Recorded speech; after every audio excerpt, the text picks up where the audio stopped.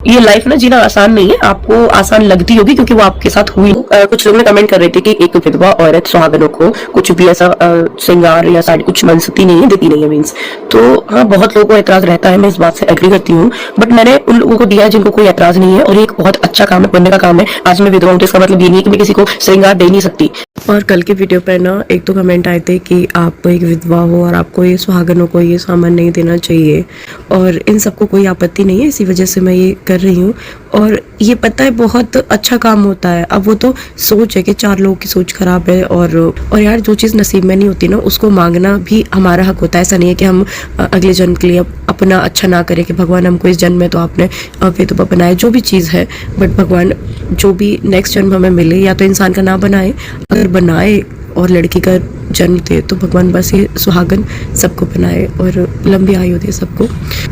और इतना नेगेटिव नहीं सोचना चाहिए। पता है टाइम बहुत ज़्यादा बदलता जा रहा। मेरे जैसे लोग हैं ना, वो मुझे देख के बहुत ज़्यादा मोटिवेट होते हैं कि हाँ लाइफ में बहुत कुछ कर सकते हैं। तो मैं यही चाहती हूँ कि डिमोटिवेट ना करें, 4 लोग भी ना करें। मैं तो ये कह रही हूँ कि कुछ लोग की जो सोच नेगेटिव है वो ना करें, और लोगों से पूछो वो मेरे नसीब में है या फिर भगवान ने मेरे साथ जो किया है उसमें मेरी क्या गलती है। और ये मेरी मौसी है, तो ये मुझे आशीर्वाद दे रही थी कि तेरी उम्र बहुत लंबी हो, बहुत हो। तो बस मैंने मौसी से एक ही चीज़ कही थी कि मुझे लंबी उम्र नहीं चाहिए, बस जब भी मुझे जीवन मिले एक बस सुहागन औरत की तरह मिले। तो आ जाता है रोना, ऐसी चीज़ें होती हैं कि बहुत रोना आता है कि मुझे नहीं चाहिए लंबी उम्र।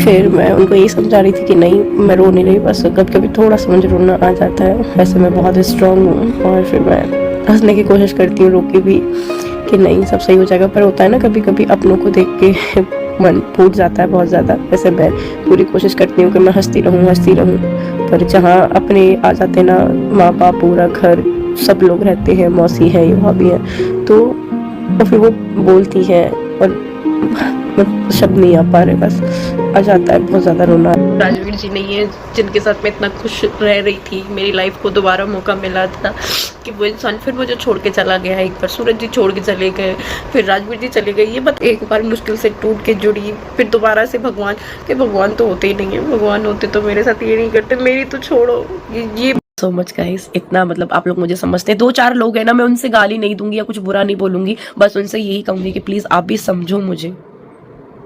मेरी लाइफ मतलब दिखा मैं हंस के देती हूँ, पर अंदर से मैं क्या हूँ, मैं खत्म हूँ, वो मुझे पता है। बार बार मैं दुखड़े भी नहीं रोती क्योंकि वो भी फिर लोगों को लगता है नहीं रोना मेरे को। बस आप लोग समझो कि हाँ यार वो परेशान है, हम उसको परेशान नहीं करेंगे, हम उसका साथ देंगे, हम उसके साथ खड़े रहेंगे। उससे क्या है, उसको पुश मिलेगा, वो बहुत आगे जाएगी। मैं आगे जाऊंगी तो पता है मेरी बच्चियों के लिए भी एक बहुत अच्छा फ्यूचर होगा। तो उसमें बस उनको एक ही गिल्ट रहेगा, एक ही बस दुख रहेगा कि आज हमारे पापा नहीं है। हेलो फ्रेंड्स, कुछ लोग कमेंट कर रहे हैं गलत गलत कि सपना सुहाग की चीज़ा क्यों बांट रही है, सुहागन और सुहागन नहीं है तो सुहाग एक विधवा को सुहाग की चीज़ा नहीं बांटना चाहिए।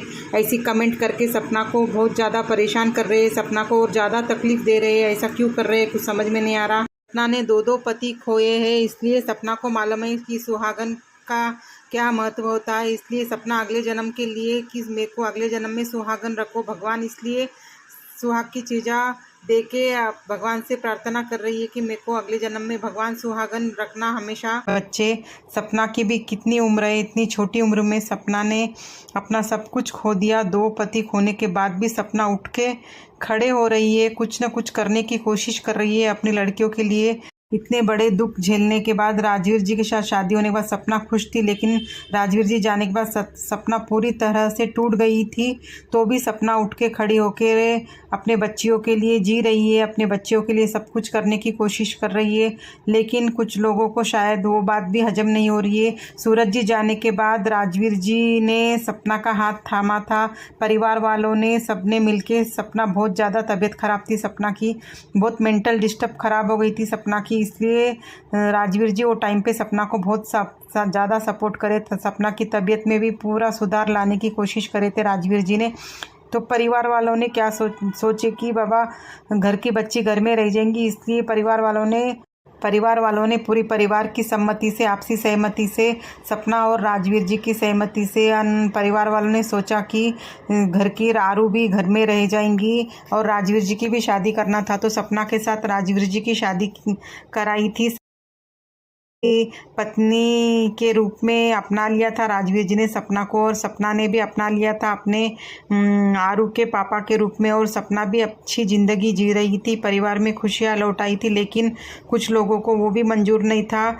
कुछ लोग वो ट्रोल करके सपना को और ज़्यादा परेशान कर रहे हैं। दो बेटे खोने का दर्द जिस पे बीतती है वही जानता है। सपना दोनों बेटों की कमी पूरी करने की कोशिश करती है। राजवीर जी और सूरज जी बनके पूरे घर परिवार को संभालने की कोशिश करती है, अपना बेस्ट से बेस्ट देने की कोशिश करती है। राजवीर जी की जगह पे राजवीर जी ने भी अपना पूरा अच्छे से सूरज जी के सपने पूरे करने की कोशिश की, लेकिन भगवान को कुछ और मंजूर था।